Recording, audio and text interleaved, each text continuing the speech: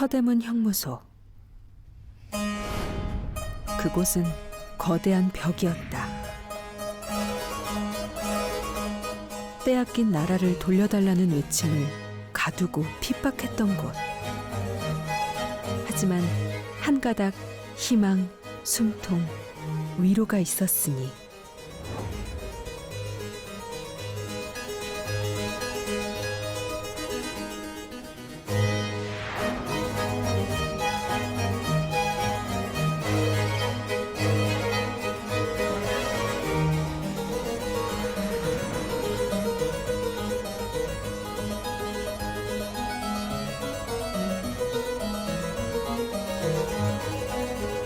밥이었다.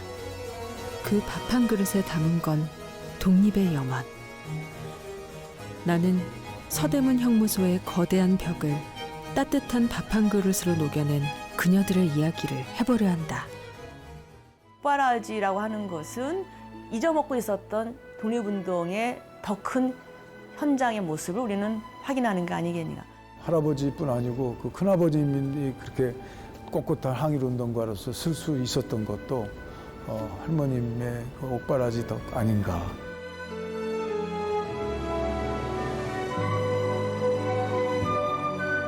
이것은 나의 할머니, 그리고 우리들의 할머니 이야기다.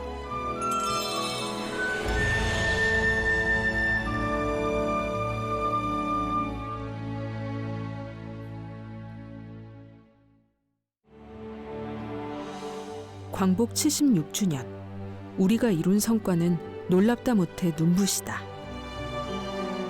오늘 이곳을 대한민국이라 부를 수 있는 건 우리 땅을 되찾기 위해 피로 써내려간 역사가 있기 때문이다.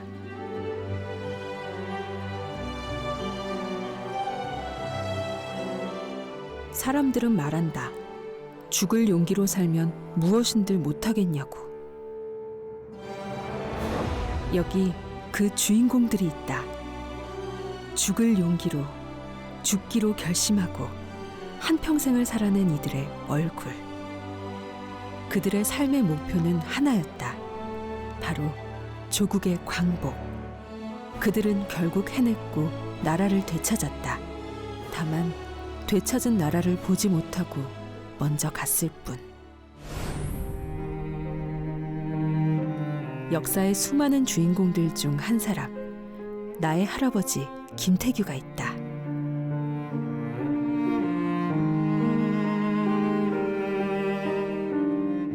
네가 수련이구나.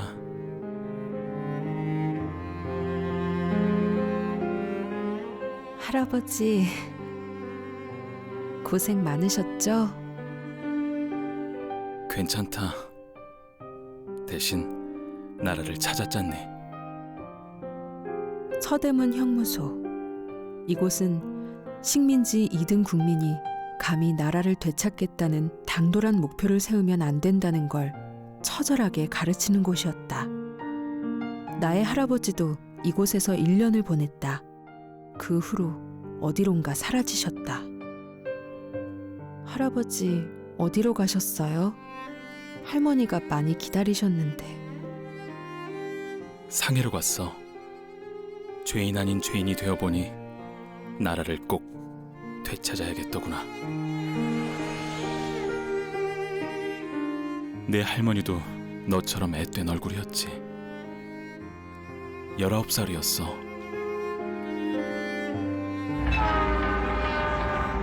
가정을 지키는 대신 나라를 구하러 떠난 할아버지. 어느 날 쪽지 한 장을 보내왔다. 아이를 낳았다는 소식을 들었어. 얼굴이 보고 싶으니 기차역으로 나와주면 좋겠어. 할머니는 그날 하루 종일 기차역을 서성이셨다. 아기 얼굴은 보았을까? 혹시 다음 기차일까?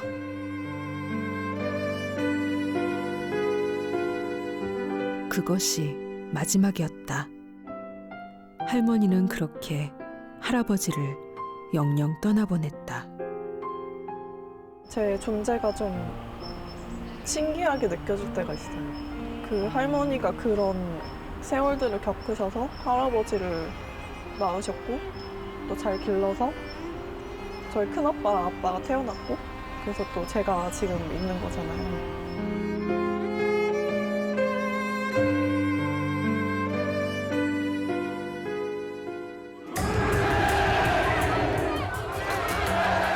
(1919년) 3.1운동은 서대문 형무소에 큰 충격파를 몰고 왔다. 죄수들이 끝도 없이 잡혀 들어오며 형무소 행정이 마비될 지경이었다. 하지만 그들은 죄수가 아니었다. 가족의 희망이고 집안의 어른이며 구국의 영웅들이었다. 그 귀한 목숨을 살리기 위해 여인들이 나섰다. 집안 사람은 먹지 못하더라도 옥중에 계신 어른에게는 반찬 한 가지라도 정성껏 해드려 보냈습니다.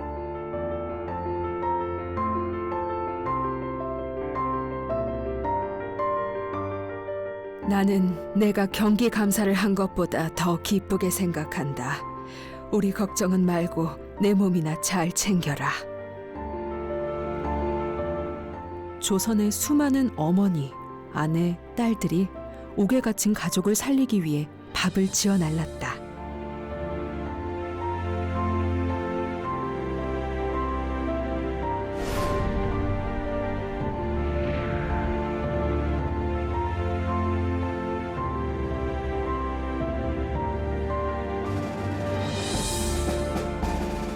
일제는 왜 사식 차입을 허락했을까? 조선 최초의 근대 감옥 서대문 형무소가 도입한 새로운 형벌 제도는 자유를 빼앗고 밥을 주는 것, 일명 가다밥. 깊이가 다른 원통형의 틀에 밥을 찍어 차등 배식하였다. 사상범, 그러니까 우리 입장에서 보면 독립운동을 한 사람들은 예를 들면 4, 5등급 이하의 적은 양을 배식을 하고요. 절도라든지 단순 범죄들은 1등급, 2등급의 좀 많은 양을 배급을 했습니다. 그러한 배급량의 조절을 통해서 그 사람을 일본이 지향하는 인간형으로 교화시키려는 의도도 있다라고 생각이 됩니다. 일제가 만든 안창호의 감시 대상 인물 카드. 세월의 흐름 속에서 우리는 모욕과 멸시, 고문의 생지옥을 목격한다. 그래도 그는 굽히지 않았다. 일신의 안위를 포기하고 민족의 선생님으로 남아주었다.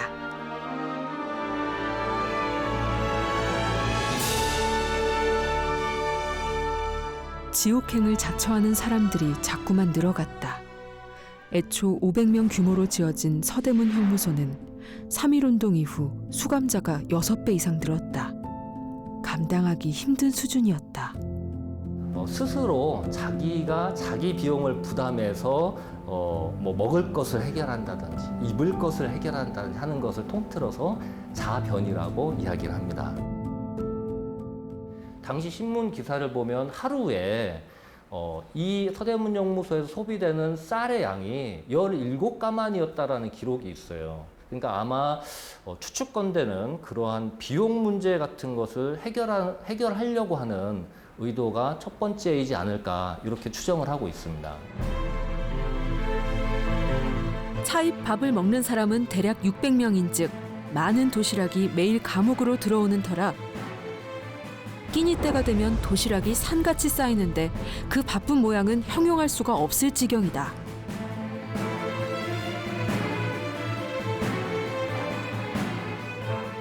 집에서 서대문 형무소까지 밥을 해 나를 형편이 안 되는 사람들을 위해 사식 차입소라는 전문 도시락 업체가 생겨났다. 하루에 하나씩 한 번이라도 넣기 위해서는 그 동네가 아닌 사람들, 지방에서 미길 수도 있을 것이고 그러면은 거기에 머무르기 위해서 여관을 잡아야 될 수도 있는 거고 방을 얻어야 될 수도 있는 거고 옥바라지와 관련해서 하나의 도시에 새로운 공간이 만들어졌다 이렇게 얘기할 수가 있겠죠. 마을 형성되는 거죠. 의도했던 건 아니지만 서대문 형무소 덕분에 생겨난 새로운 공간. 옥바라지 마을은 어디쯤에 있을까?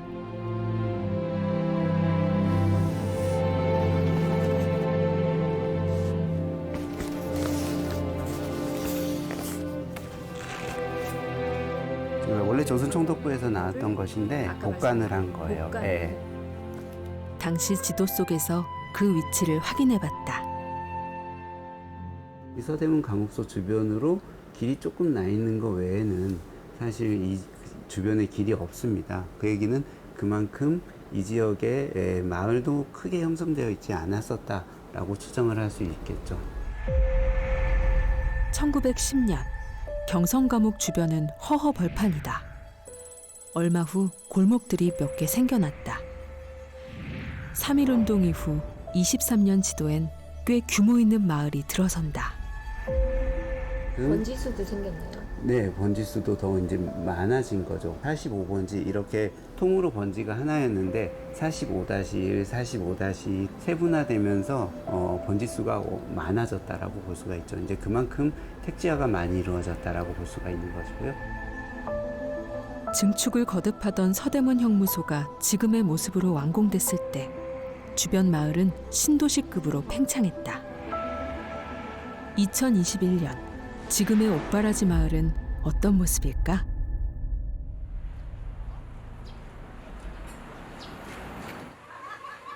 형무소 근처에 있는 영천시장을 둘러봤다. 원래부터 있던 영천 5일장을 일제가 공설시장으로 바꾼 곳이다.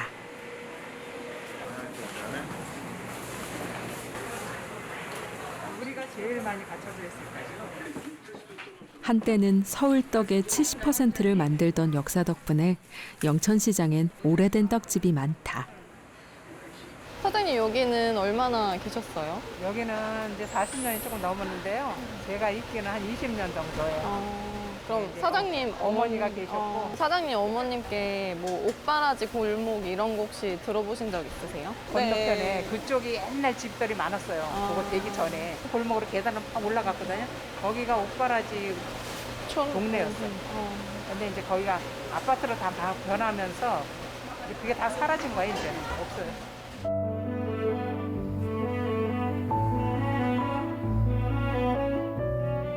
형무소 건너편 인왕산 밑으로 길게 펼쳐진 옥바라지 골목. 그 마지막 조각의 이름은 무학동 46번지였다.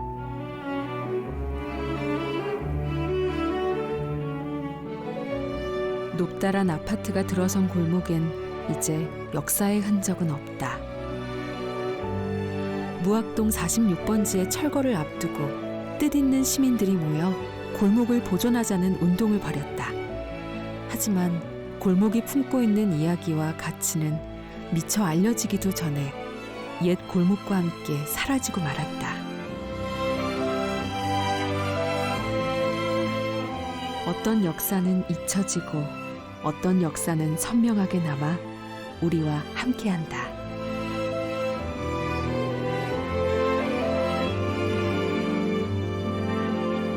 나의 할머니, 우리들의 할머니가 만든 작은 역사. 옥바라지는 교과서가 아니라 기억으로 남아있는 역사다. 독립운동가 가족을 생각하는 작은 집. 이곳은 옥바라지의 역사를 담고 있는 공간이다.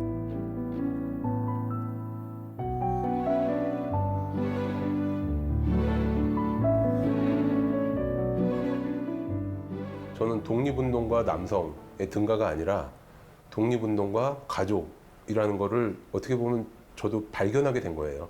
그리고 그거를 여기 네이밍에 같이 담았던 거고. 왜냐면은 왜 남자만 독립운동하지? 생활을 무시했던 거 아닌가 우리가. 역사의 현장이 아니었던 것처럼 버려지고 퇴색되고 결국 아파트에 자리를 내주었던 옥바라지 골목. 실체는 사라졌지만 그 기억들을 이곳에 모아두었다. 그래서 이런 서신화나 그런 바느질이라는 행위, 그런 같이 모여서 이렇게 바느질하면서 아주머니들 서로 위로받고 달랬을 거 아니에요. 우리 지금 현재를 살아가고 있는 우리들하고 이렇게 상관없는 과거의 사건이 아니라 지금 우리가 그 역사적인 이야기들과 소통하고 싶다는 마음이 같이 작용하는 거라고 생각하고요.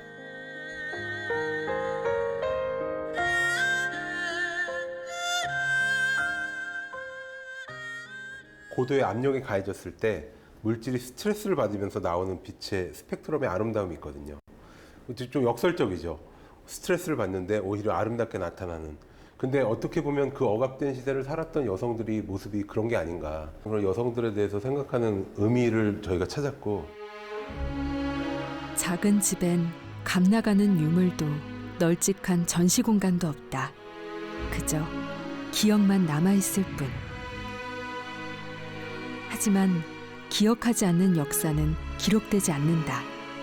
기록되지 않는 역사는 세월에 씻겨 언젠가는 사라진다. 그래서 나는 기억해두려 한다. 옥바라지 골목의 그녀들이 어떻게 살았는지.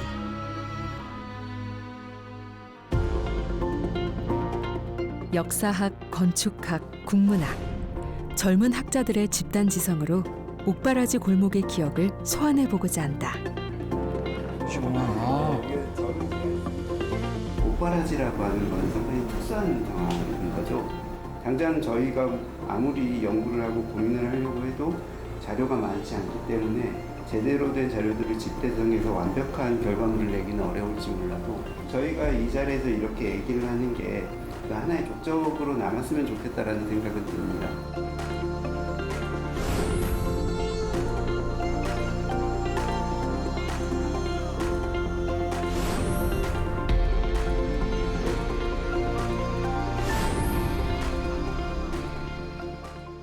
옥바라지가 이루어졌던 그 일대에 대한 이야기를 하고 있는데 그 오늘날의 관점에서 보면 그게 어느 정도의 영역일까 이런 것 좀 우리가 생각해 볼 수 있을까요? 그러니까 옥바라지 골목에 보통 시초라고 불리는 사람이 이제 송병희의 소실이라고 일컬어지는 주옥경의 일화가 사실은 굉장히 이 지역이 사실 거의 최초로 알려지게 되었던 것 같아요. 서대문용무소 앞 작은 초가집을 빌려서 옥바라지를 하기 시작했다라고 하는 기사가 나오긴 합니다만 그 초가집의 위치가 어디인지는 사실 알 수는 없고 마코토 총독에게 폭탄을 던져서 이제 서대문 형무소에 수감이 되었었던 그 강유구 이사를 옥바라지 하기 위해서 그의 가족들이 뭐 현저동 29번지에서 뭐 새를 빌려서 거기서 이쪽 전역이 아마 옥바라지 하는 사람들이 좀 여기저기 이렇게 포진돼 있지 않았을까.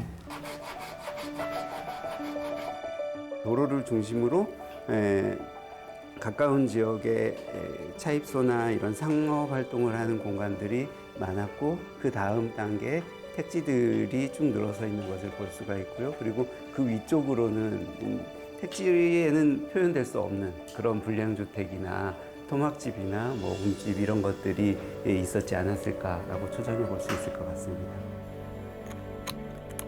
형편이 되면 차입소를 이용하고 방을 빌려서 밥을 해 나르기도 했다. 옥에 갇힌 목숨을 살리겠다는 그 일념으로 빈민천도 마다 않고 형무소 주변에 모여 살았다. 서대문 형무소가 만들어내는 산업이라고 할까요? 잘 수행할 수 있는 그 효율적인 어떤 공간이었다고 보시나요? 아무 준비 없이 감옥에 들어가서 나 면회하고 싶다고 해가지고 다 면회가 되는 건 아니니까 일단 일본어를 알아야 되고 그렇죠. 그리고 이 서류에 어떤 내용들이 들어가야 한다라고 하는 걸 정확하게 알고 있는 사람들이 그런 서류들을 대신 써주는 역할을 했던 게 대소소였던 것 같고 지역에 있는 사람들이 여기 왔었을 때는 여관 같은 데 묵는다는 것은 너무나 자연스러운 일이었을 것이다라고 하는 생각은 좀 듭니다. 옥바라지를 하면서 내 가족들을 어떤 식으로든지 지탱해 나가야 되는 정말 당장의 목적의식만을 가지고 거기에서 버텨나가는 사람들이 대부분이었다라고 생각을 하면은 서대문 형무소가 생겨나고 한동안 슬럼화될 수밖에 없는 환경이었다라고밖에 볼 수가 없을 것 같습니다. 이때 소설들을 읽어보면 그런 표현들이 나와요. 뭐 현저동 대궐에 들어가고 싶냐? 뭐 아니면 현저동 그 소슬대문에 곧 들어가겠구나. 뭐 이런 그러니까 이거를 그냥 현저동과 거의 동일시하는 것이 이제 서대문 형무소. 서대문 형무소 주변을 사실 감옥 주변을 사실은 묘사하는 작품 정밀하게 묘사하는 작품이 많지 않은데 이제 현진군이 이제 그런 역할을 했고 형무소 차입소, 감옥밥 파는 집, 간판들이 지붕을 디디고 선 것만 보아도 어쩐지 으스스해진다. 나날이 번창해 가건만 감옥 냄새는 빠지지 않는다. 근데 많이 알려져 있지는 않지만 그 박태원 작가가 이 서대문 형무소를 중심으로 해서 쓴 작품이 있어요. 그 낙조라는 작품인데요. 제 개인적인 생각인지는 잘 모르겠는데 이 사파거든요. 이 당시 소설 속의 사파인데 안창호 선생을 떠올리게 되는, 그래서 여러 가지 이 소설 속에서 결국에는 안창호 선생과 관련된 그런 옥바라지의 어떤 심정을 담은 작품이 아닌가 이런 생각이 듭니다. 옥바라지라고 하는 행위 자체가 가지고 있는 다양성, 예기치 않게 일본 통치자에게 어떤 충격을 주고 있었고, 그리고 그런 충격들이 쌓이고 쌓여서 사람들이 뭔가 집에 이렇게 순응하지 않을 수 있었고, 무학동도 있고 현저동도 있고 이 일대가 다 사실 옥바라지의 마을이었다고 하면 굳이 이 무학동 요 45번지, 46번지 요 일대가 아니더라도 여전히 그런 흔적이 남아 있을 수도 있지 않을까, 이런 사실 기대를 좀 해보게 되고, 그래서 그러한 옥바라지 어떤 흔적을 찾는 어떤 노력 이런 것들 아직 끝나지 않았을 수도 있다, 이런 생각을 좀 해보게 됩니다.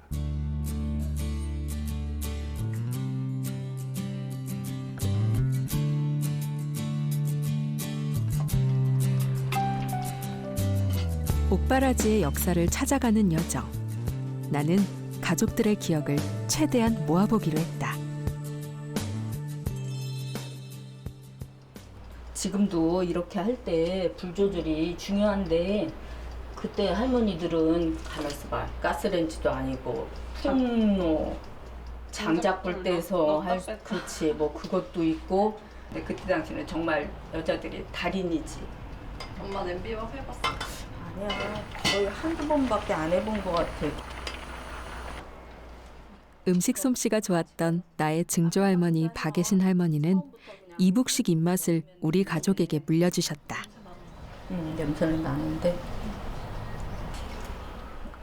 이북말로 몸지짐이라고 부르는 이 음식은 일종의 고기전이다. 옛날에는 이렇게 돼지 기름으로 이렇게 했대. 박예신 할머니가 감옥으로 싸갔던 음식 그대로 식용유 대신 돼지 기름을 이용했다.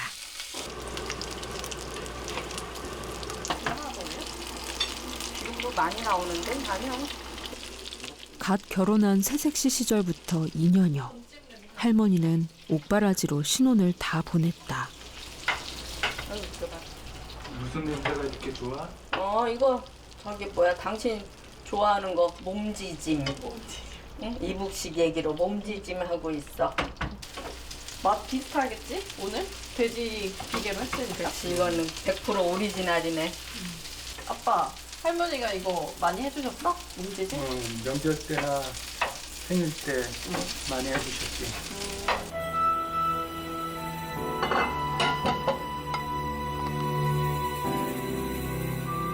콩나물밥 역시 아빠에게는 추억의 음식이다. 아빠의 기억 속에 남은 할머니 음식들로 차려본 사식밥상. 더 보탤 것도 덜어낼 것도 없는 소박한 조선식 상차림이다. 이걸 싸가지고 가면 남편 얼굴을 한번 볼 수 있잖아. 그러니까 굉장히 음식 만드는 게 즐겁지 않았을까. 옥에 갇힌 남편을 위한 한 끼의 위로. 할아버지를 향한 애신 할머니의 절절한 격려와 응원이었다.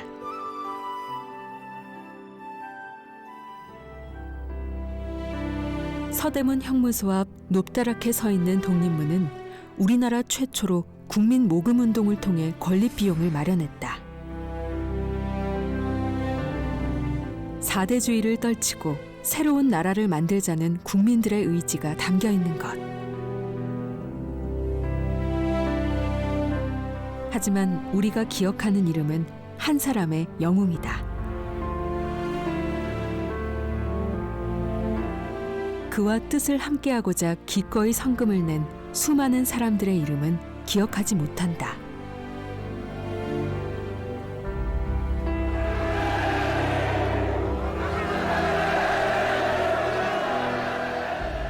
앞장서지는 않았지만 앞장선 그들을 위해 옥바라지를 하던 그 활동도 분명 독립운동이었다. 다만 이름 없는 독립운동가들이다. 독립운동을 살리는 게 독립운동인데 그 옥바라지 했다라는 건 독립운동 아니라고 하는 것은 그거는 말이 안 되는 거죠. 옥바라지 투쟁이라든가 또는 옥중 투쟁이라든가 이런 것들이 그 하나로 전체적으로 입체적으로 연구되고 살펴질 때 비로소 독립운동 전체가 하나로 완성되는 것이 아닐까.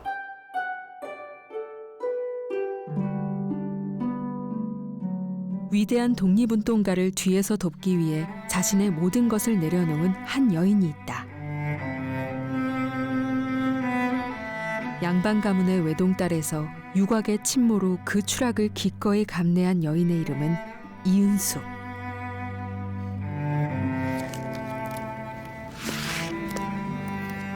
남편의 이름을 딴 기념관을 부부의 손자가 지키고 있다.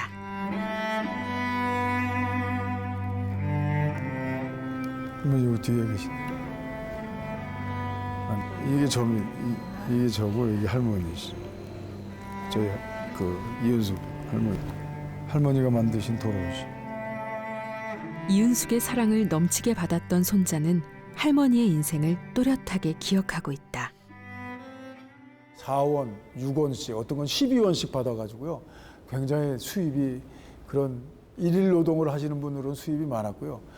그 공장 여공 일을 아주 굉장히 열심히 하셨답니다. 뭐 잔업도 하고요. 야간 일도 하셔가지고 월급도 많이 받으셨다 그러고요. 그 윤보영 선생님이 그 집을 내주셔서 그 집에 다닥다닥 그 하숙을 또 치셨다 그럽니다.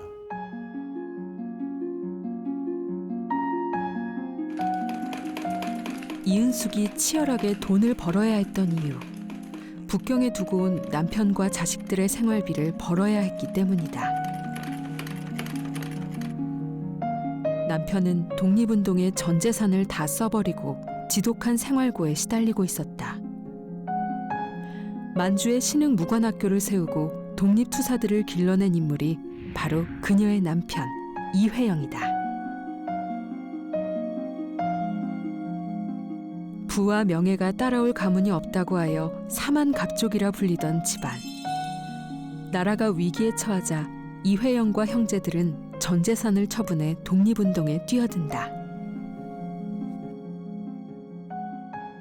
이제 독립운동에 1910년대 전 재산을 다 시사했기 때문에 북경에서 생활할 때 굉장히 그 경제적으로 그 고통을 받는 그런 어떤 생활을 그 우당 이회영 집안이 하게 되고요. 사방으로서 허드렛 일도 하면서 좀 독립운동을 이제 후원하는, 지원하는 그런 생활들을 한 것으로 이렇게 그 판단이 되고 있습니다.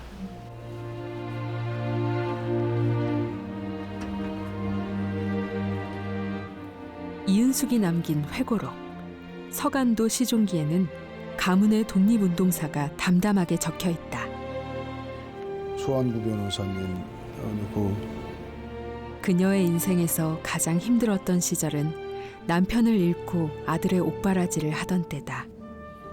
면회날이면 열일 제쳐놓고 가는데 한 번은 면회하러 갔더니 간수의 말이 인쇄 공장에서 불온 경문을 박은 사단이 일어나서 당신 아들 규창이도 공모하였다 하여 다시 공판을 받게 되어 형무소로 갔습니다. 한다. 내 듣고 그 얼마나 놀랍고도 기가 막히리요.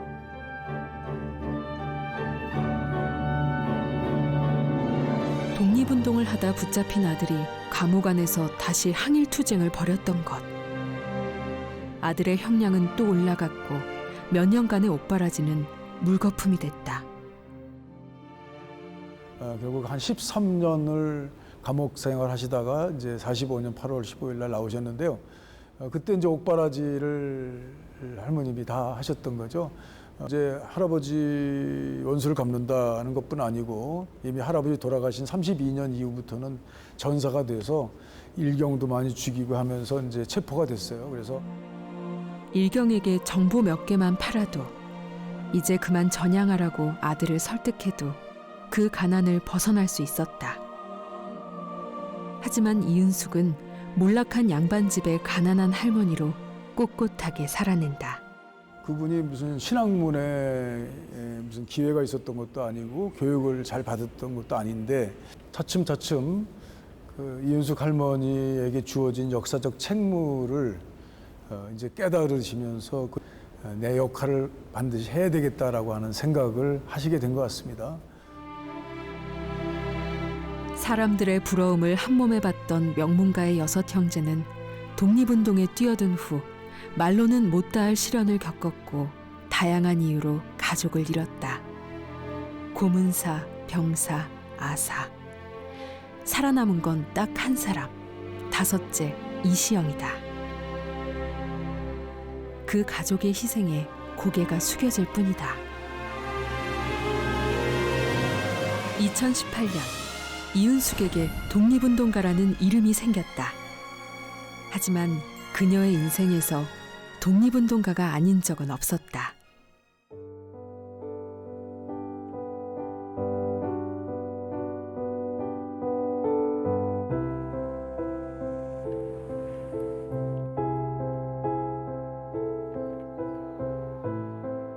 이은숙은 남편 이회영과 함께 서울 현충원에 묻혔다. 아이고 아이고 아이고. 그녀가 찾은 마지막 안식이다. 후손들은 두 분을 합장했다. 떨어져 산 세월이 더 길었던 부부를 위로하는 마음에서다.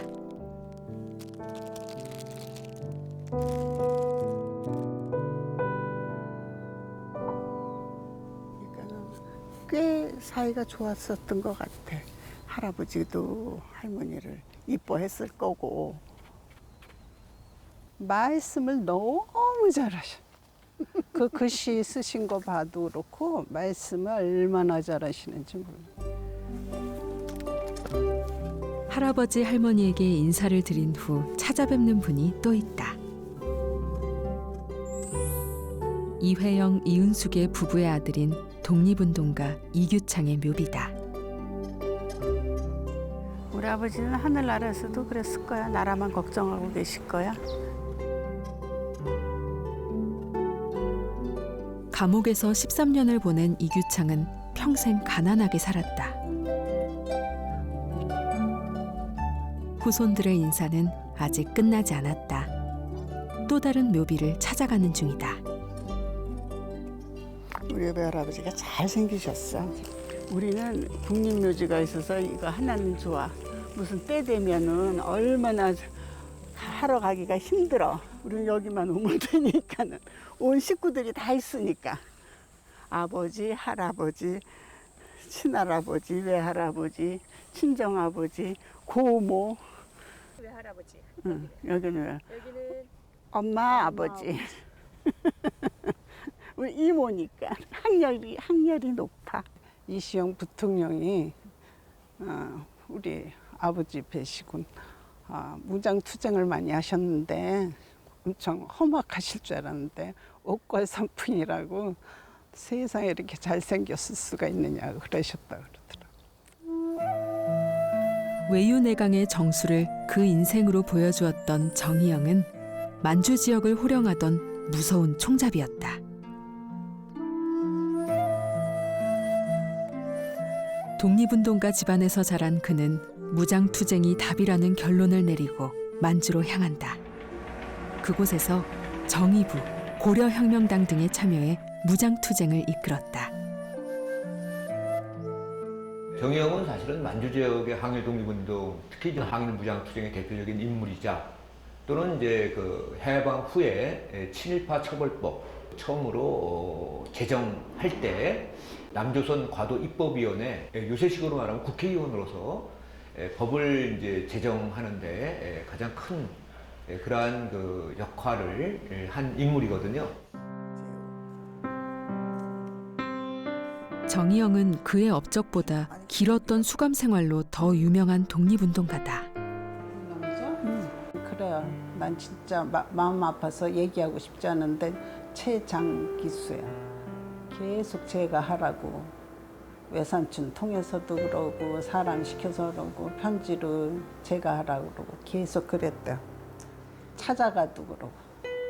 우리 어머니는 진짜 단호하신 분이라 외경도 또 어쩌지 못했다고 우리 외숙모가 그 얘기를 하더라고요. 정희영의 형량은 무기징역. 어쩌면 사형수보다 평정심을 지키는 게 더 어려웠을 그의 곁을 아내 강탄탄이 지켰다.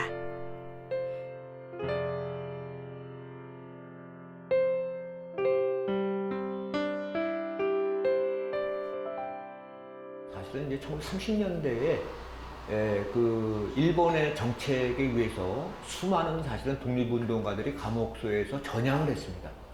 전향을 하고 가출옥한 경우가 상당히 많습니다. 그럼에도 불구하고 정희영은 이제 끝까지 감옥소 생활을 해방이 될 때까지 그런 하신 분이거든요. 나는 그 가출옥도 하지 않고 나는 전향도 하지 않겠다. 그렇기 때문에 당신과의 어떤 그 미래를 보장할 수 있는 것이 아무것도 없다. 따라서 강탄단 여사, 당신 또 그 재혼을 하라.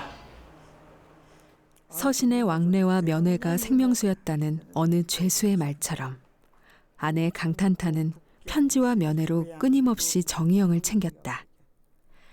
처음 시집을 간 그때부터 각오했던 일이었는지도 모르겠다. 의주가 만주에서 가깝잖아요. 그래서 와가지고 아모가 밤새 왔다. 그래서 밤새라고 누구냐 그러면 밤새라 그러면 들여온 다음에 밤새도록 신강유식 10대를 놓고 군복을 만든대요. 그 안에다가 솜 넣고 누벼서 그거를 이제 수십 벌 만들어가지고 밤새 또 나가는 거예요. 그래서 하여튼 여자란 여자는 전부 재봉틀 앉아서 그 재봉틀 했고. 남편이 더 큰 뜻을 품고 만주로 떠난 뒤 아내 강탄탄은 홀로 딸을 낳았다. 남편은 그 사실을 옥에 갇힌 뒤에서야 알았다. 용수라는 거 있지 않습니까? 이렇게 이제 머리에 쓰고 있는 거. 그 용수를 쓰고 이제 간수한테 이끌려서 그 면회실로 들어왔고요. 면회실로 이제 들어오면서 그 용수를 이렇게 이제 그 벗고 빨간색의 그러한 수의를 입고 있는 그 아버님의 그 모습을 처음으로 이렇게 배웠다고 합니다. 그 또 아버지도 그 딸을 거의 뭐 감옥소 생활 10여 년 만에 그 딸을 이제 처음으로 봤을 때 그 감동이라 그럴까요? 그 울컥하는 마음을 사실은 이제 이루 말할 수 없었을 것으로 이렇게 이제 충분히 이제 그 상상이 되고요. 못하는 문경에게 가장 유복한 시절의 품행에 대한 조언을 주지 못하는 것을 통탄으로 생각하는 아버지는 부부의 큰딸 정문경은 면회가 가능한 성인이 된 뒤부터 매주 아버지의 면회를 갔다. 이러니 정희영은 무너질 수가 없었다.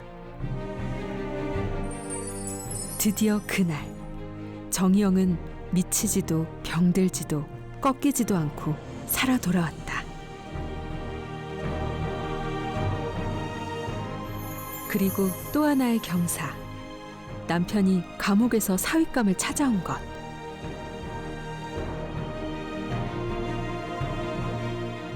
감옥 내 사정을 빠삭하게 알고 있던 최장기수 정희영의 눈에 들어온 한 청년. 이회영의 아들 이규창이었다. 정희영은 알았을 것이다.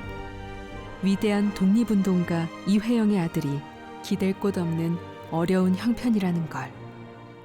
그래서 그를 거두었다. 우리 외할머니는 아버지가 마음에 안 들었어. 그 독립운동 하다가 다친 흉터 때문에, 그리고 또 시어머니가 엄청난 대단한 성격의 소유자라고 소문이 나 있어가지고 시집살이 할 것 같아서 안 보내겠다고 이규창 형부를 콕 집어가지고 일로만 시집 가라 그래가지고 우리 언니가 글로 시집한 거야. 큰어머니 되시는 분은 고종 황제 외손녀였었어요. 외손녀였었기 때문에 궁에서 진짜 곱게 자라다가 내가 얘기를 듣기로는 북경으로 유학을 보내준다고 그래서 자기가 결혼을 한 거래. 북경을 간 거래요. 가서 보니까는 유학은 무슨 유학이야? 전부 완전히 그냥 독립운동 사람들 그냥 뒷바라지만 하는 거지. 우리 엄마는 처녀 때도 아버지 연애하고 그거 옷바라지 그런 거 하고 했었고, 또 결혼하고 나서는 돈 없는 집으로 시집 와가지고 고생만 징장 하셨고, 그리고 우리 작은 엄마도 또 마찬가지지 뭐. 그건 진짜 산 역사예요. 그건 뭐 어디 가서 얘기 들을 데도 없어. 우리 집안에서 얘기하는 것들은 전부 역사야, 역사. 전사 찬송하는 말 예수가 연하셨네. 우리 임금 우리 주 모두 서대문 형무소에 울려 퍼진 찬송가 소리는 세브란스 간호사와 수련생들이 독립운동가를 위해 준비한 한밤의 콘서트였다. 감방 안에는 너는 혼자 있는 게 아니다. 밖에 내가 있다. 함께 한다. 이런 거를 전달하는 거죠. 근데 그 방법이 노래라는 겁니다. 그러니까는 독립운동을 하는 사람을 지지해주는 마음을 갖는 것도 그것도 저항이라고 저는 봅니다. 때로는 옥바라지 여인들이 목소리를 높이기도 했다. 일제가 취급이 불편하다는 이유로 사식을 넣는 식기를 일제히 일본식 목기로 변경한다는 공고가 난 직후였다. 감옥에서 만들었다는 목기는 국물 있는 반찬은 도무지 담을 수가 없고, 칠을 더한 그릇에 고약하게 나는 냄새는 맡아만 보아도 욕지기가 나거늘 이 어찌 음식을 달게 받아 먹을 수 있으리요.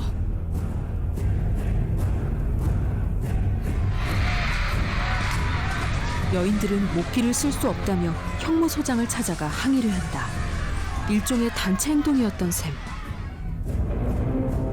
부인들은 또다시 수십여 명이 한데 모여 삼정 전옥을 찾아보고 호소한 결과 전옥의 대답이 정 그러하면 병이 들어서 죽이나 미음을 먹는 사람에게는 사기 그릇을 허가할 터 그 외에는 불허하겠다 합니다. 사실을 넣다 보면은 사람들 모이게 되죠. 모이면 군집하게 되겠죠. 군집하면 그들이 똑같은 요구를 하는 그 집단 행동이 보여지는 거죠. 그런 동질적인 그룹들이 형성되는 것, 그것은 분명한 사회운동의 양상으로 이해할 필요가 있겠다. 옥바라지를 위해 스스로 단체를 결성하기도 했다. 간호사와 여교사 등 전문직 여성들이 앞장섰다. 그다음에 만주 같은 경우에는 재봉 부대가 생겨나서 독립군 군복을 제작하고 독립군의 식량을 지원하는 그런 뒷바라지 형식으로 가거든요. 재봉틀을 들고 어깨에 메고 독립투쟁 현장을 뛰어들었대요. 아이 엄마인데 말을 타고 가서 독립자금을 전달하는데 아이를 업고 말을 탄 거예요. 포대기 사이에 독립자금을 숨긴 거예요. 옥바라지를 목적으로 결성된 최초의 여성단체 혈성단 부인회를 시작으로 국내외 수많은 여성들이 자발적으로 단체를 만들어서 독립운동가들을 지원했다. 이때 만들어진 여성단체의 수는 무려 70개나 된다고 한다. 결론은 뭐냐면 우리나라 여성들이 무언가를 도와줘야 되겠다 하는 그 마음들이 독립운동하고 결합되어짐으로 인해서 옥바라지가 아니고 독립운동 뒷바라지, 그리고 독립운동 뒷바라지에서 스스로 조직단체를 조직하면서 여성 독립운동가로서 성장하는 과정이 그 과정에 묻어 있습니다.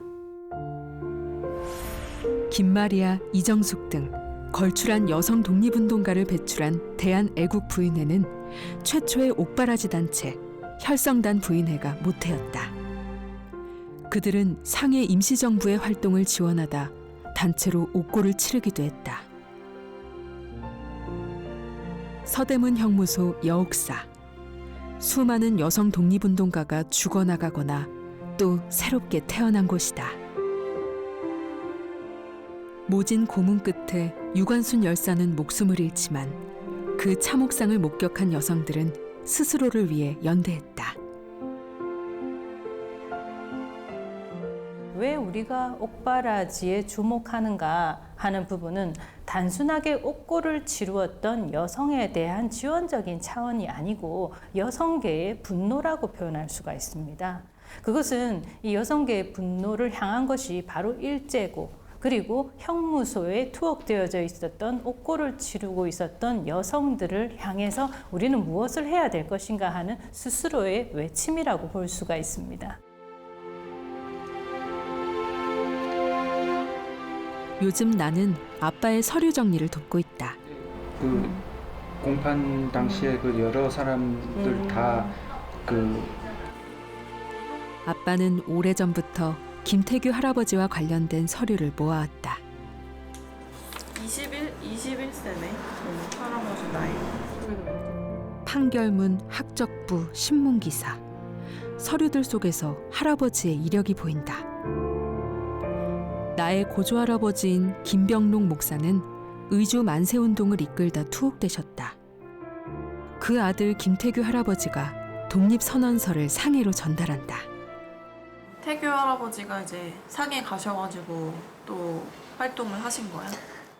1920년 3월 3.1운동 1주년 때 맞춰가지고 다시 한번 전국적으로 만세운동을 꾀하기 위해서 여러 자료 같은 것들을 받아가지고 서울에다가도 전하고 그다음에 경북에다가도 대구에다가도 이제 전하는 역할을 하셨던 것 같아. 그러다가 잡히셔가지고 근데 이제 할머니가 옥바라지를 시작하신 거죠. 아빠는 관련 서류를 찾기 위해 은퇴 후 중국어도 배우셨다.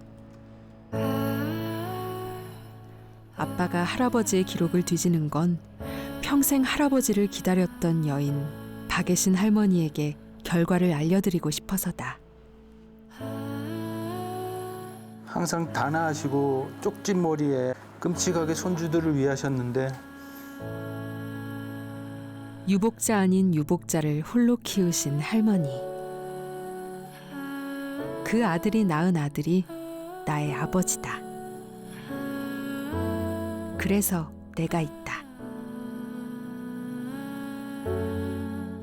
오직 했으면 그 신장병을 얻어가지고 얼마나 두근두근거리게 사셨으면은. 그럼 주무실 때도 이런 사진 모습처럼 주무셨던 거야? 평상복 차림으로 항상 대비하는 태세로 살아오셨던 것 같아. 언제 누가 와도 맞이할 수 있게 준비를 하셨던 할머니. 대부분은 가택수색을 나온 일본 형사였지만 딱 한 번 할아버지에게서 연락이 왔다. 시간에 맞춰 기차역에 나갔지만 할아버지는 기차에서 내리지 않았다. 내릴 수가 없었을 것이다. 그것이 마지막. 우리 가족은 아무도 할아버지의 행방을 모른다. 여기까지가 박예신 할머니의 인생 이야기다. 뭐 어르신들도 다 돌아가시고 친척분들도 다 돌아가시고 해가지고 이거를 알 수 있는 사람이 이제는 뭐 너밖에 없잖아. 그러니까 너한테라도 이 자료들이라든가 이런 거 모든 걸 나한테 이제 잘 전해주고 가야지.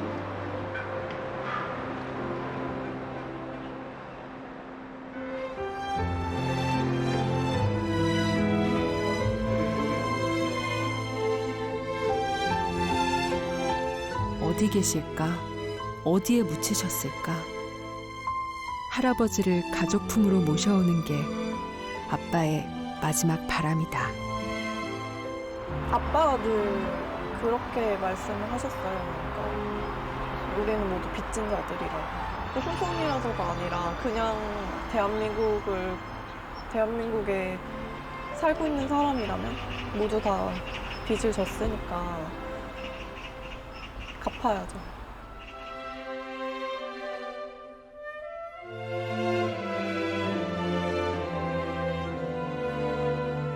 나는 가끔 서울이라는 이름이 감격스럽다. 일본의 어느 도시, 다른 어떤 나라의 속국이 아니라 순우리말 서울이다. 나라를 되찾은 그날 만세행렬은 서대문 형무소에서 출발했다. 감옥에서 풀려난 죄수들이 그 감격 그대로 시내를 내달렸던 것. 그들은 죄수의 굴레를 벗고 독립운동가로 되돌아왔다. 옥바라지 여인들도 가족을 되찾았다.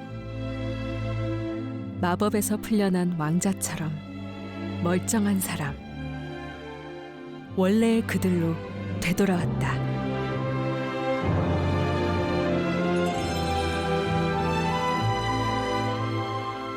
독립운동가를 지켜낸 옥바라지 여인들.